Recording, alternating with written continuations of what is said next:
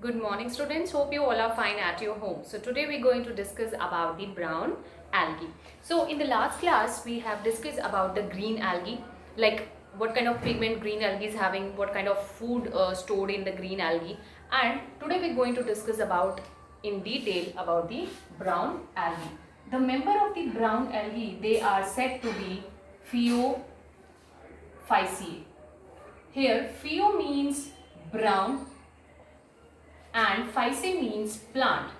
So these brown algae, they are said to be brown plants because of the pigments which are present in them. So the pigment which is present in the brown algae is chlorophyll A and C, and the major amount of a pigment called fucoxanthin.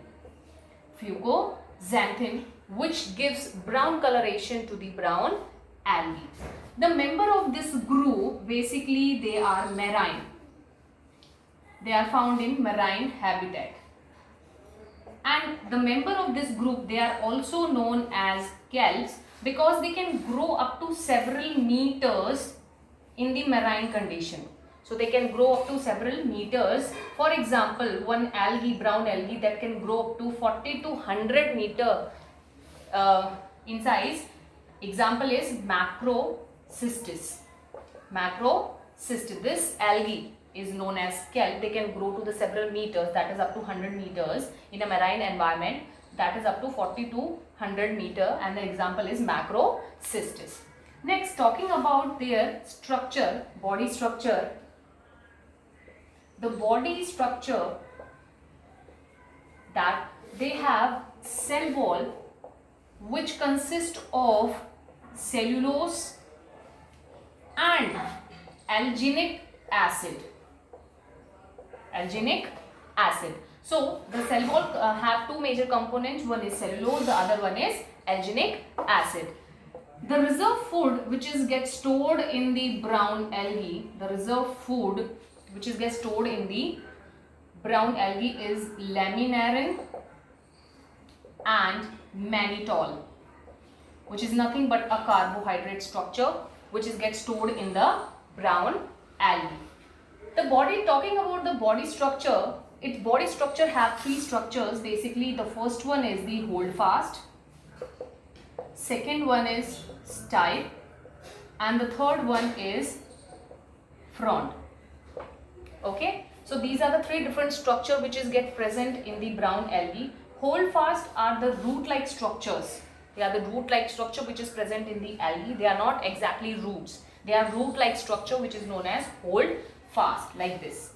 Okay, and the stipe is a stalk-like structure which is present in the algae, and frond is the lamina leaf-like structure which is present in the brown algae. So these are the three different structure. These are the holdfast, this one is stipe, and these are the leaf-like structure which is known as frond. Clear? So this is what about the body structure of the brown algae. Next is the reproduction. If we talk about the reproduction of brown algae, they can reproduce by sexual as well as asexual reproduction. So next is sexual or asexual reproduction. Since we have discussed the sexual reproduction in green algae, that is of three kinds. One is isogamous, second is anisogamous, and the third one is oogamous. Next, in asexual, there are different kinds of spores are produced. Basically, these are zoospores. The spores which are present in brown algae is zoospores, and these zoospores, they have different kind of flagellation. Suppose this is a zoospore and they have a lateral flagella. One flagella is of whiplash type and the other one is tinsel type. Okay, so zoospores, you know it very well. These are the motile spores and they have two different flagella which arises laterally. This is anterior, posteriorly, this one is lateral. So two flagella arises, one is whiplash type, the other one is tinsel type. Whiplash means they are broader at the base and they are narrower at the anterior portion, and tinsel, they have small bristle-like structure. Small bristle-like structure, that is known as tinsel flagella. So this is what about the reproduction which occurs in the brown algae. Now talking about their economic importance, the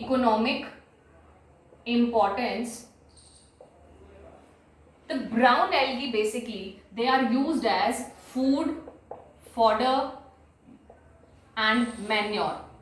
Food, you know very well, that have supplements that we are using for eating like vitamins, minerals, etc. And fodder, that means that used for animal feed. So it can be used for the animal feed and it can be used as manure to increase the fertility in the soil. And here which kind of brown algae is being used? That is Laminaria, Fucus, etc. Right? The second one, they have antimicrobial property, or antibacterial properties, and they can be used as medicines. Example is Sargassum. This is a brown algae, Sargassum. It releases sarganin that has antimicrobial property. Right?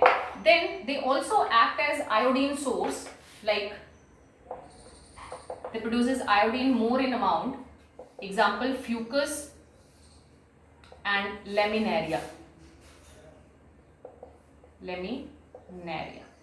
So these are the examples for the iodine isolation, like these brown algae, they produces more amount of iodine, right? And this is what about the economic importance.